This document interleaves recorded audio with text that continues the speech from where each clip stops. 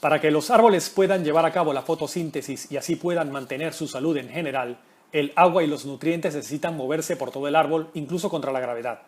¿Cómo una planta puede lograr esto sin un órgano como lo es el corazón, que bombea líquidos?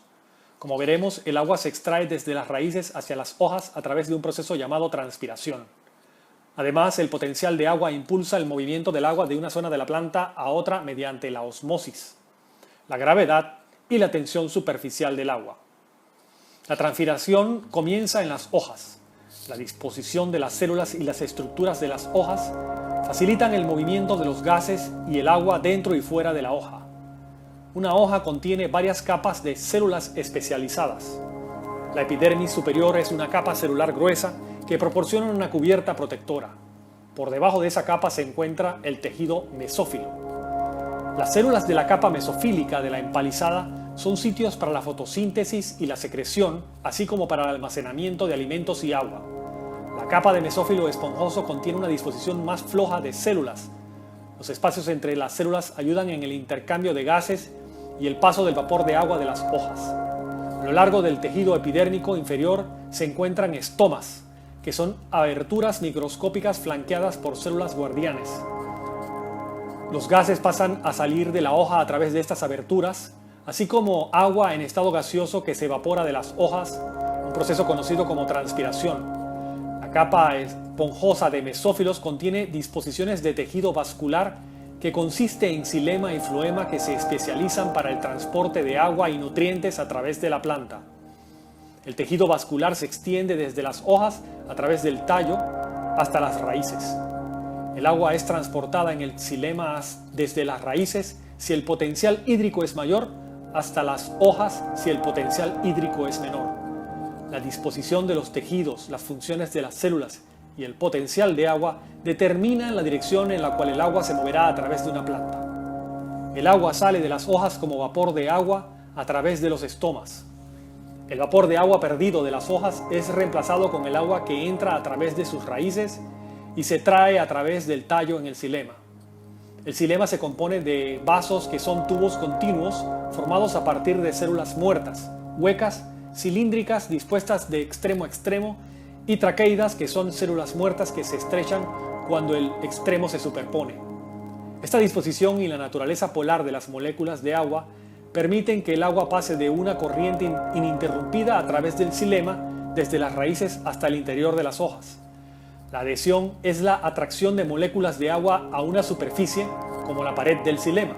La cohesión es el enlace de hidrógeno entre moléculas de agua.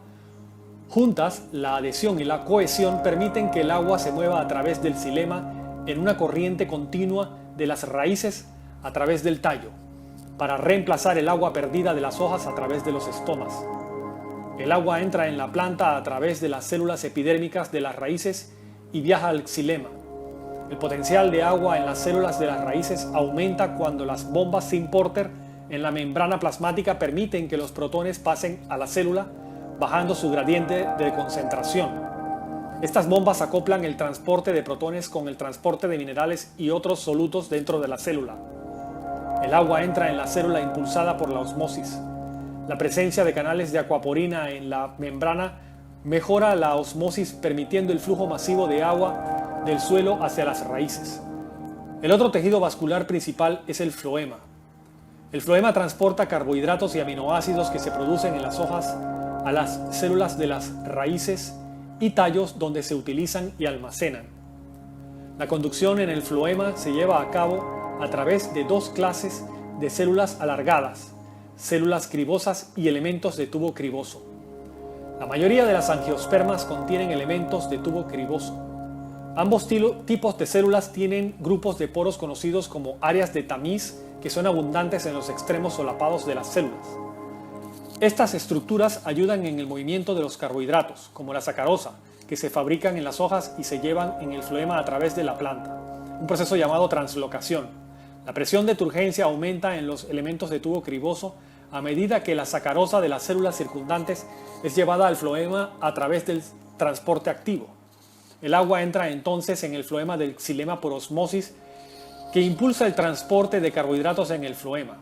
El movimiento del agua en los vasos es una dirección mientras que el transporte de los elementos de tubo criboso puede ir en ambas direcciones. El potencial hídrico es un factor importante tanto en el transporte del xilema como del floema, pero solo el transporte del floema utiliza transporte activo y pasivo. Nuestro corazón bombea sangre a través de nuestros cuerpos para proporcionar nutrientes y agua a nuestras células. Las plantas vasculares pueden lograr esta misma proeza sin un corazón, usando transpiración potencial de agua y translocación para mover agua, nutrientes y minerales a todas las células de la planta.